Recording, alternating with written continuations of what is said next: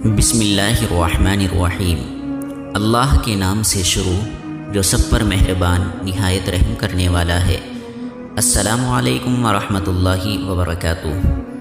آج کی اس ویڈیو میں ہم آپ کو بتائیں گے کہ کیا لڑکی آپس میں ایک دوسری لڑکی سے ہم بستری کر سکتی ہیں، اپنی خواہش کو ہاتھوں کے ذریعے سے پورا کر سکتی ہیں یا نہیں کر سکتی، اور لڑکیاں آپس میں برہنہ ہو کر کپڑے اتار کر بوس و کنار کر سکتی ہیں یا نہیں، یا اور کسی اور طریقے سے اپنی خواہشات پوری کر سکتی ہیں۔ کیونکہ دوستو، آج کل بہت سی لڑکیاں اپنے شوہروں سے تنگ آنے کے بعد آپس میں اپنی فرینڈ لڑکیوں کے ساتھ ہی اپنی خواہش پوری کرتی ہیں، یعنی ایک لڑکی دوسری لڑکی کی اپنے ہاتھ سے خواہش پوری کرتی ہے، پھر دوسری لڑکی ایک لڑکی کی اپنے ہاتھوں سے ہی خواہش پوری کرتے ہیں۔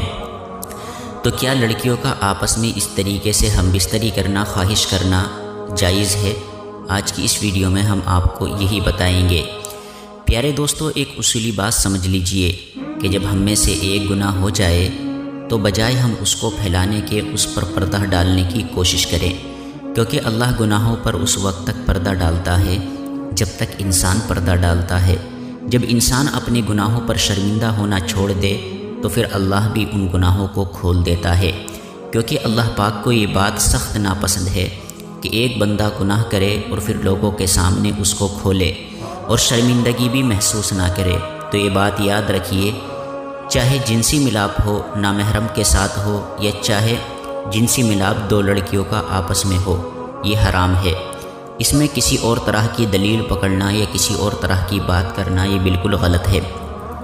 رسول اللہ صلی اللہ علیہ وآلہ وسلم نے ایسے دو مردوں کا اور ایسی دو عورتوں پر لعنت فرمائی ہے جو ایک ہی چادر میں سوئیں، یعنی چاہے وہ دو مرد آپس میں چادر میں سوئے یا دو لڑکیاں ایک ہی چادر میں سوئے، ان پر لعنت ہے۔ اس لیے لعنت فرمائی ہے کیونکہ شیطان اس سے آپ کو بہکائے گا اور آپ ضرور گناہ کر بیٹھیں گے۔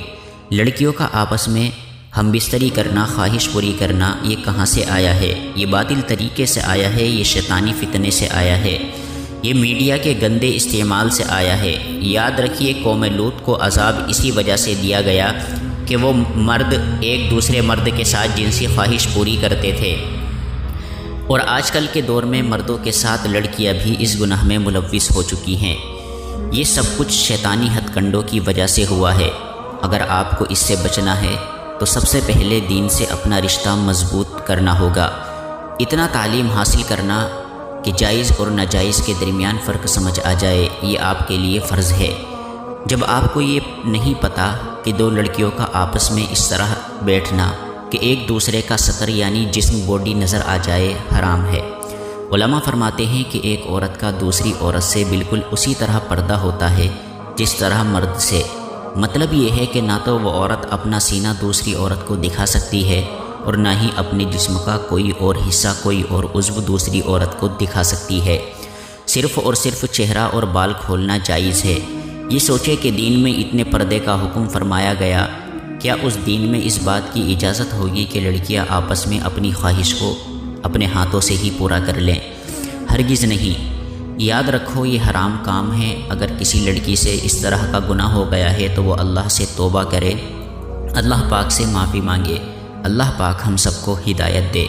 اللہ سے یہی دعا ہے کہ اللہ ہم سب کو دین کی صحیح اور سچی سمجھ عطا فرمائے، آمین۔